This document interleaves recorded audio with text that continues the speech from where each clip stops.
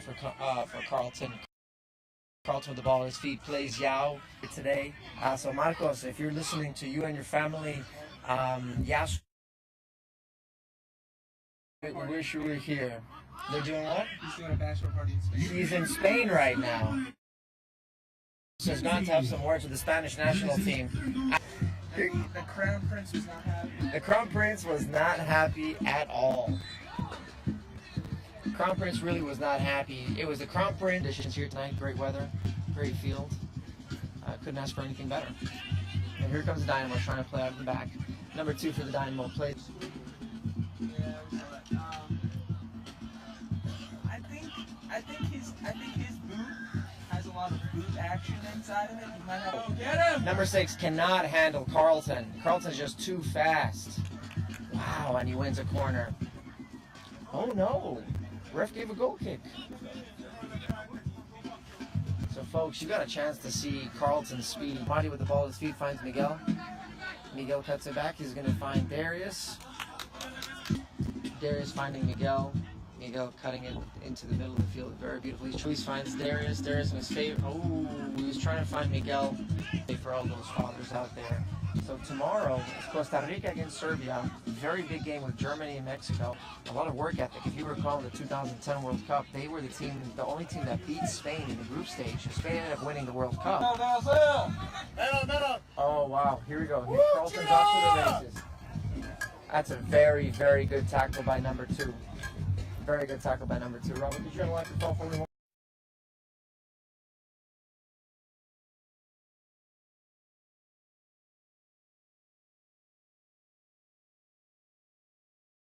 The game footage, and they seem to be marking the Carolina Dynamo. And the reason why they did that is because Dynamo had possession when the referee blew the whistle to stop the check, see if Darius was okay.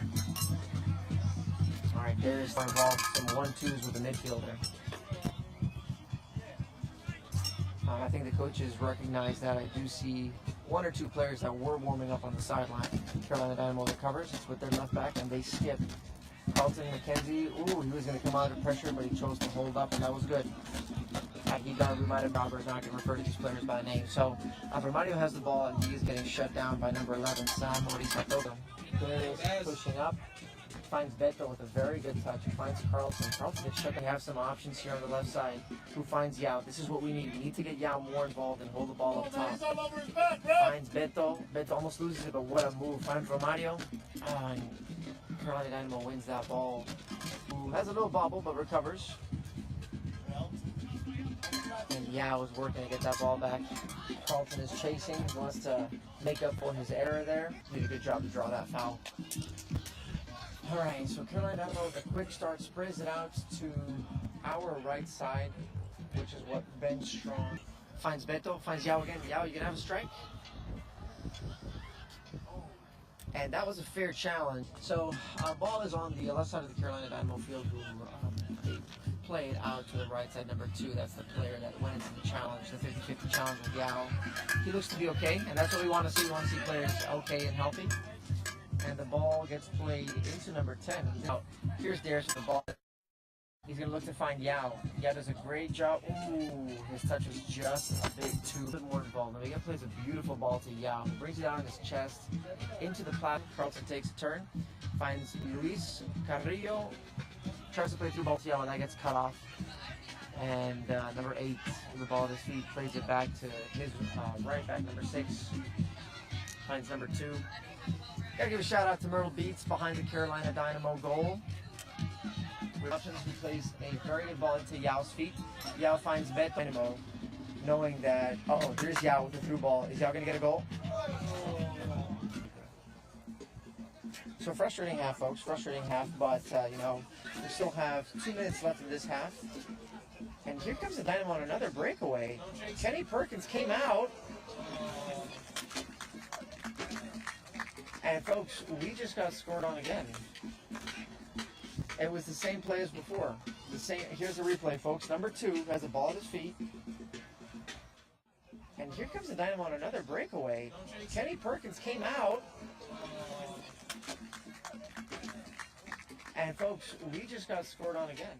On 44th minute of the first half. Omar Alhamwi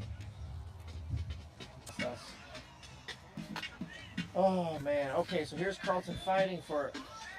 The ref calls a foul on Carlton. I don't know if that was the right call, but Carlton's getting a bit frustrated.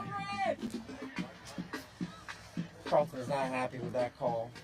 I'm not happy with that call either. I think Carlton was getting challenged by the two players there. If anything, that was a foul on Carlton. But side before this half is called. Ball gets played in. Number 2 heads it down, but there's no Myrtle Beach Community midfielder there to pick up the pieces.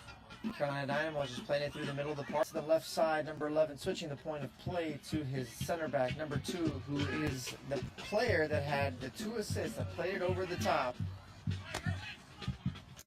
That was the root cause of our goals. Ricky plays the ball into the space to Yao. Yao is chasing that ball down. Number 2 for that team shuts it down, and the ref calls a foul on Yao to the winner via text message there, so just had to take care of that. And here's Myrtle Beach Community going through it, but Yao just instead it's a little bit too heavy, it goes out of bounds. And we're very happy to have Marcelo Mencelado as part of the team. And he's also a fellow countryman. He's also from Bolivia. He's actually the first Bolivian. Carlton had a great start to the game, getting that one goal. Carlton whips it in, but he goes as far as Carolina Dynamo player who deflects it out for a corner. And Ricky once again goes long. Yao is on the run. What is Yao going to do? Yao picks up his head, surveys his options, and simply to slow down the play of attack. You know, very similar to what you do in basketball. You know, dying seconds of a game, you want to force those free throws in hopes that they miss and you recover and you get some points. In this case, we just wanted to slow the play down and give our players a chance to get in behind. Fan in the stand says, thank you so much for bringing that ball. So we have the Carolina Dynamo enjoying possession again, playing the ball in the back. And here's Romario that's applying pressure. Brahan is joining him in the pressure, and so is Miguel Tim, who is challenging the player. Miguel just got a little bit frustrated and got called for the foul. Looked like there was a tug on the jersey there. Exposed the Carolina Dynamo. And it looks like they're having up tonight for us to try and handle. Yes, it will, Jamie. But good start for Tobacco Road. We talked about it all pre-match, Jamie. Can this team come out and start fast? And, you know, in the first minute or so, get a decent shot on goal by Eli Gardner. Cleared away by Alhamwi, and he's found with Sporting Kansas City of MLS over this past week. And here he is on the ball for Tobacco Road, winning a free kick as well. And Fisher is offside. To by Munn again, and then flicked on by Castellanos. It'll come back the way of Cooper, and then this time cleared away by D'Agostino. A shaky start for Tobacco Road. What he was trying to do, cut back and have a cross, but just a poor touch from him in the end. A little uncharacteristic from Tapalata, who's really been, I'd say overall, Tobacco Road's best player so far this season. Can he deliver? Does it look like there was a... Yeah, not the greatest start from either team tonight. Both teams really struggled to get any great chances so far. And both teams really struggling to keep possession. Always like to watch possession-based football. It's just so much more fun and clean to watch. And Dynamo come forward there. Tobacco Road still probing. It's a chance for Castellanos. Saved by Gardner. Fisher. You can see that goal has clearly brought Tobacco Road back to... While they've been the better team throughout the first half, you can't get behind 1-0 against this team. For Garner, and looks like Alhamwi lost his boot on the way, being challenged by Garner. Not sure if Tobacco Road's number 18 had a role in that.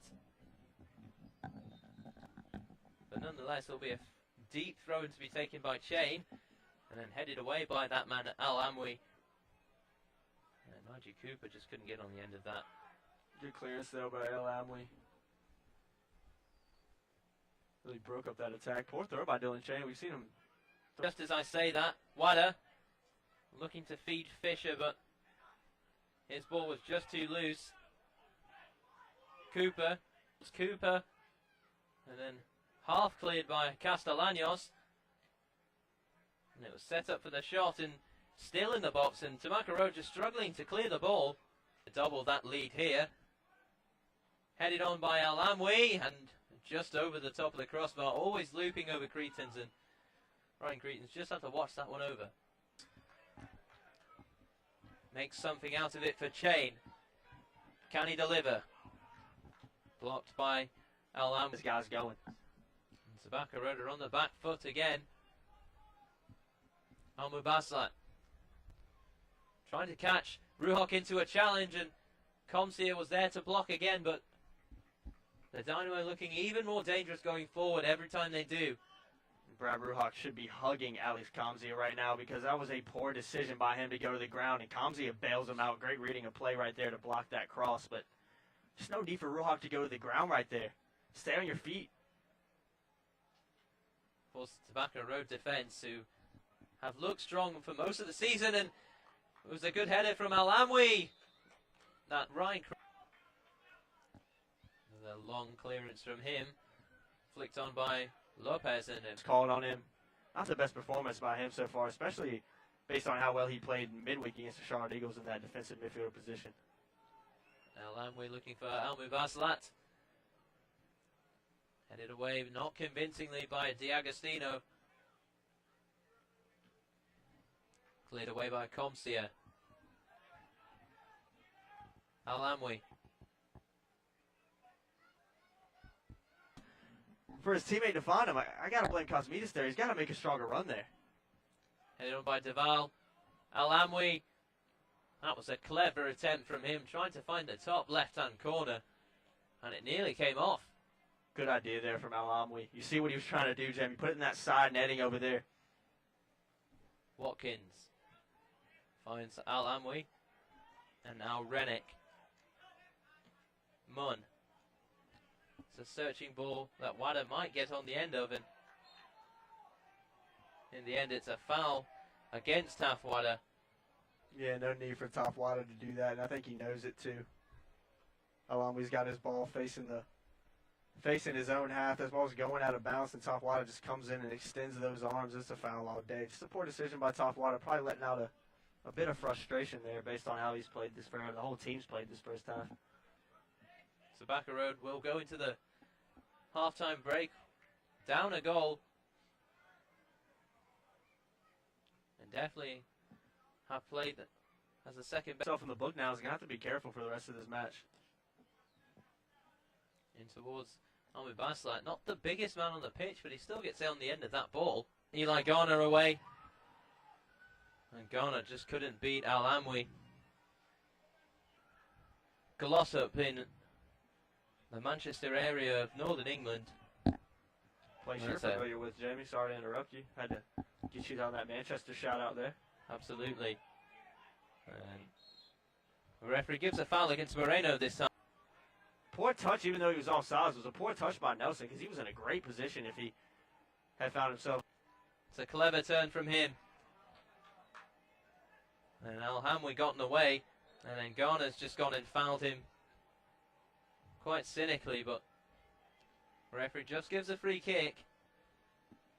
Looked like there was no intent to harm the player there from Eli Garner. Yeah, it's letting out a bit of frustration after great bit of skill to lose his man there, but gives it away. Good touch good defending by Alhamwi. And then Mendoza couldn't deliver a ball in, but it'll be a corner nonetheless. His arm, as he has not moved that right arm since that collision right there. Wouldn't be surprised if it was a shoulder injury or dislocated shoulder or something like that. That was a very, very hard collision in Alhamwi, who's really been solid tonight. He's been one of the better players for the Dynamo. If Alhamwi's not in that position, it could have been a goal, so hopefully he's all right down there. But you can see by his legs moving, he is in a world of pain right now. He's definitely taken one for his side. Just some heroic defending against a man who could easily have gotten around him, but he stood his ground and has taken quite a hit because of it. Just hate to see it from a guy who's played so good tonight, and he's definitely been one of the better players on the pitch. Yeah, in the Dynamo's case, he has been one of their better players for sure. Been there when they needed him, and